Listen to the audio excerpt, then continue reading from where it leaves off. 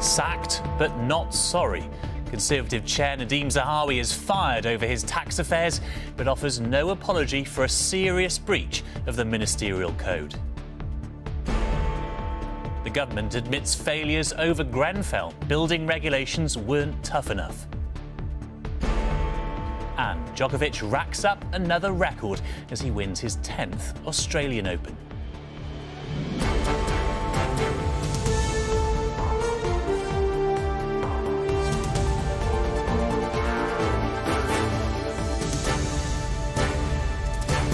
This is ITV News with Paul Brand. Good evening. For a short while, he was in charge of the nation's taxes. Tonight, he's out of government, having failed to be open about his own.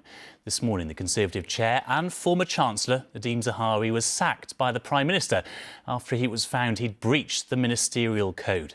Mr Zahawi offered no apology for not declaring that he'd been investigated and later fined by HMRC. His departure also piles pressure on Rishi Sunak, who's lost 2 ministers in 3 months.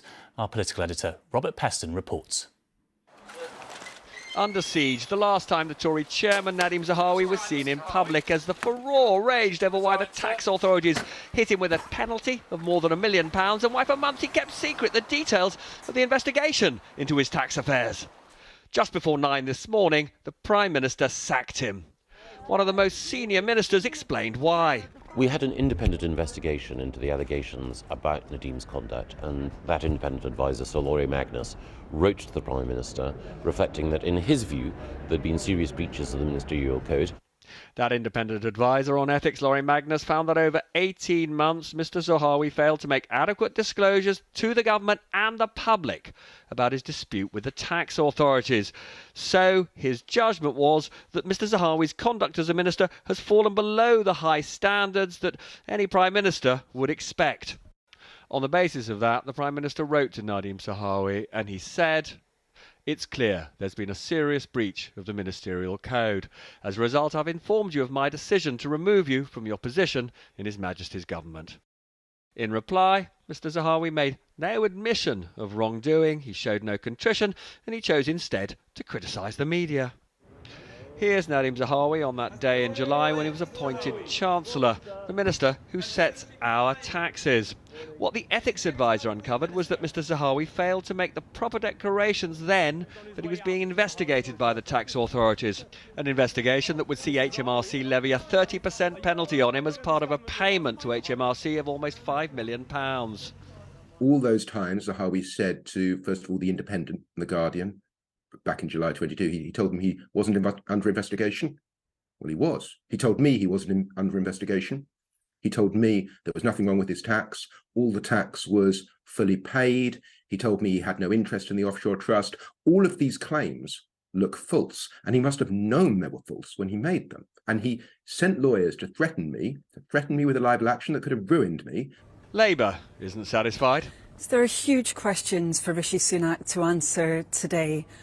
What did he know and when about that enormous settlement that Nadhim Zahawi was negotiating with HMRC and the huge penalty that he had to pay? Why did Rishi Sunak say in Parliament that all questions had been answered about this affair? A senior Tory sees it a little differently. When you read the letter this morning that he sent, it's pretty tough. It's pretty straightforward. It tells him in terms, it's none of this nonsense about, I've accepted your resignation. It's I've sacked you. Nadhim Zahawi leaving Conservative HQ a few days ago. Will he be the last of Mr Sunak's ministers to be forced out? Not if this government's history is any guide. And Robert's here with me in the studio now. And Robert, we heard some debate there about the implications for Rishi Sunak, but presumably there are some, as well as for Nadhim Zahawi. So there are two ways of looking at this for the Prime Minister. One is there were stories for months that Nadhim Zahawi was being investigated over almost £30 million worth of YouGov shares, the company he founded, that were held in Gibraltar, and whether or not he would have to pay significant sums of tax from the sale of those shares. Turns out he did have to pay, almost £5 million, as I say in my piece, including a 30% penalty, which is a huge tax settlement, and he was found guilty of carelessness by Inland Revenue, which means he did not behave responsibly. So one question is, why didn't the Prime Minister ask more questions when appointing him, since this was not a secret that there was, as I say, widely reported, an investigation going on, even though Mr Zahawi was denying it. The other side of it is, as soon as it became impossible for the Prime Minister to ignore, he did appoint Sir Lawrie Magnus to investigate, and that investigation has gone very fast, a matter of days. I have to say, here is the results of that investigation. I have rarely seen a more damning indictment of a minister. Time after time, he breached the code that said he had to be honest and open about affairs like this. Zahawi didn't. He's gone. And I have to say, the chances, as David Davis has said, senior Tory, of him coming back, vanishingly small. All right, Robert, thanks very much. A 16-year-old boy will appear in court tomorrow charged with murdering a 15-year-old girl in Northumberland. Police say Holly Newton's family are devastated beyond words after she was stabbed to death in Hexham on Friday. In a statement, Holly's school described her as a truly lovely student who was quiet, conscientious, helpful and kind. For the first time, a minister has admitted government guidance was partly to blame for the Grenfell Tower disaster. Housing Secretary Michael Gove said successive administrations had failed to properly police building safety. He's now proposing reforms which will punish developers who don't fix unsafe tower blocks. Rebecca Barry has the details. It killed 72 people. Now the Housing Secretary has admitted that faulty and ambiguous government guidance allowed Grenfell to happen. Government had a system of building regulation that wasn't appropriate, that allowed people to cut corners, and some of those who cut corners put profit before lives. It is necessary now to acknowledge that. Evidence given at the Grenfell inquiry suggested official guidance was widely seen to allow flammable cladding on tall buildings. There is not a single day in which Grenfell is not present in my life. It's always there. Antonio lived on the 10th floor of the Grenfell Tower. He was trapped for 5 hours as the fire raged. They pointed the gun at us with this fire that happened, and they managed to kill so many people. The government has a huge responsibility in that, not a small one. It was all made in order to cut rules and regulation and make it easier for constructors and for companies to move in and to put, at the end of the day, to put money, profit before human lives. Tomorrow, the government will announce a 6-week deadline for developers to sign a contract to fix their unsafe buildings. Companies that refuse will be blocked from getting planning approval or building control sign-off on any new developments. It's welcome news for Jenny. Her block of flats in Sheffield was first ordered to make fire safety improvements 2 years ago. A month of feeling that you don't feel safe in your own home, or you don't know how much it's going to cost to get out of the situation, is too long. But most people here have been in the situation for 1, 2, 3, 4, 5 years, and it's horrible. It's really draining on mental health and on personal finances. More than 5 years on from Grenfell, many, near and far, are still scarred by it. Rebecca Barry, ITV News. The Scottish Government has announced that transgender people convicted of violence against women will no longer be put in female prisons. The temporary policy has been enacted while a review takes place following public debate surrounding several high-profile cases. Ukrainian soldiers have landed in the UK to learn how to use British tanks against Russian forces. The Ministry of Defence shared photographs of troops getting off an RAF plane this weekend and says they'll begin training on the Challenger 2 tanks on Monday.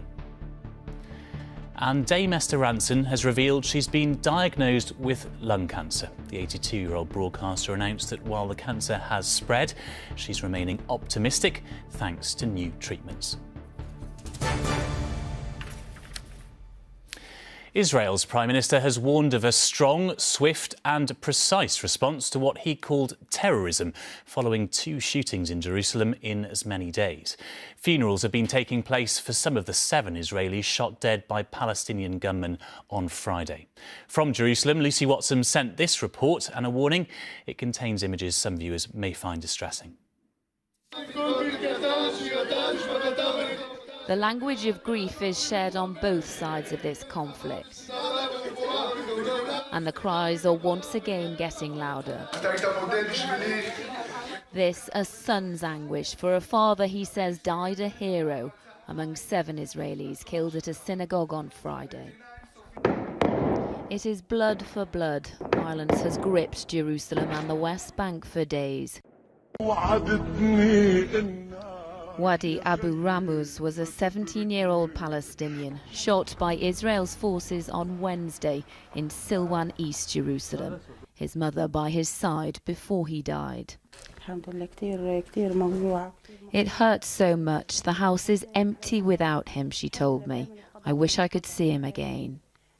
But this family, his brothers, must wait to mourn him. They cannot yet hold his funeral. I just want his body back. I just want his body back. Frustrations are rising as the new far-right government's punishments increase. We do not want to worsen the situation, but we are prepared for any scenario. Our answer to terrorism is a heavy hand and a strong, swift and precise response. Swift indeed. 2 homes of 2 young Palestinian gunmen and their families have already been cleared to be demolished. Destroying this house is the Israeli government's way of exacting a price on who they deem the enemy. They say they don't want to escalate the violence, but the tension here is palpable. This is an ongoing struggle with anger among the young and a hopelessness. We are all like my friend Wadi, he tells me, and we will all die in the same way. It is how they live here, where peace feels not unlikely, but impossible. Lucy Watson, ITV News, Jerusalem. Sport now, and Brighton have knocked defending champions Liverpool out of the FA Cup with a late winner. With the teams level at 1-1, Karim Mitoma struck from close range in stoppage time to spark wild celebrations and send Brighton into the 5th round. And finally, a year after being deported from the country, Novak Djokovic was centre stage for all the right reasons today as he won his 10th Australian Open. And after equalling Rafael Nadal's record of 22 Grand Slam titles, the Serb declared it his greatest victory. Chris Scudder watched the action. The champion's jacket said it all. A new joint record of 22 titles and 10th in Australia. Only Djokovic's mother was there to record the landmark. His father stayed away after being criticised for posing for pictures this week alongside the Russian flag. But it was the Serbian red, white and blue flying proudly in Melbourne as Djokovic made a lightning start and never let up. Tsitsipas had never won a Grand Slam before and could sense his chance was slipping away when he failed to take his one chance with a set point. No one else, arguably in the history of the game, could match the 35-year-old's will to win, and 2 tie-breaks was enough to wrap up the title in straight sets. A year ago, Djokovic had been deported from Australia after a dispute over COVID vaccine regulations. This felt like the perfect answer. Only the team and the family knows what we've been through in the last 4 or 5 weeks, and this probably is the, I would say, biggest victory in my life, considering the circumstances. And just maybe he's now finally staked his claim to be considered the greatest player of all time. Chris Scudder, ITV News. And that's it for now. I'm back with the late news at 10 o'clock. Until then, have a very good evening.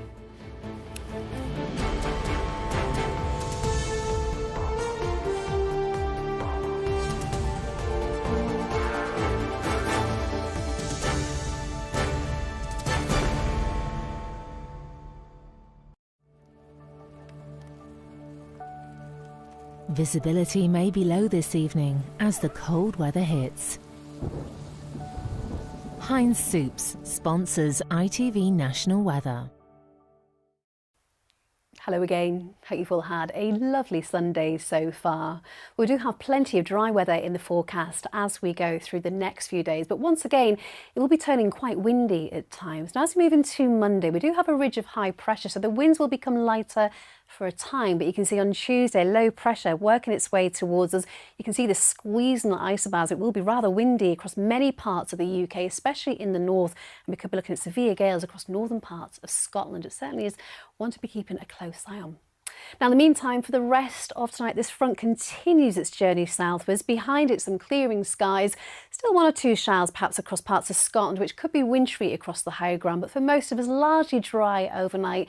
And that wind should prevent a frost from forming for most of us. So eventually, those winds will start to ease as we go through Monday. We lose the cloud and drizzle across the south. Plenty of sunshine developing, although cloud and rain moving into the northwest later on. Bye-bye. Heinz Soups sponsors ITV National Weather.